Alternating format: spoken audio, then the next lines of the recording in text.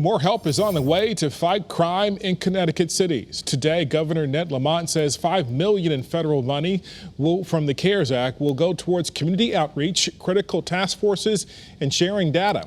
That announcement was made at St. Francis Hospital.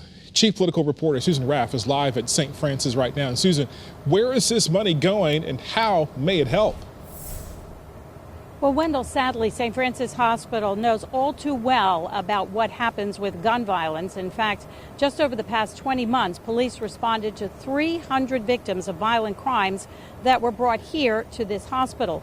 And we've also seen during the pandemic an increase in crimes, not just shootings and stabbings, but also violent car thefts, and also drug overdoses.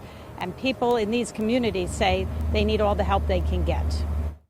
We are saddened that every day Americans, including our neighbors here in Hartford, are needlessly killed due to gun violence.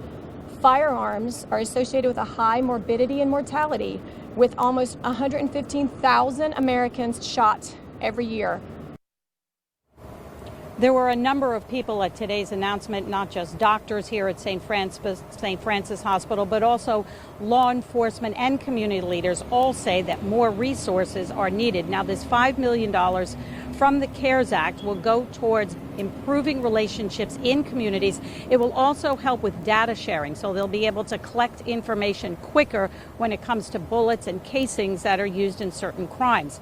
But we've also seen during the pandemic a huge spike in car thefts, and that was the focus of a proposal at the state capitol this legislative session to try to increase penalties for juveniles to be a deterrent. That legislation didn't go anywhere. In fact, just last week, Governor Lamont got a letter from the town manager in Glastonbury after they had several car thefts there, urging the state to take action.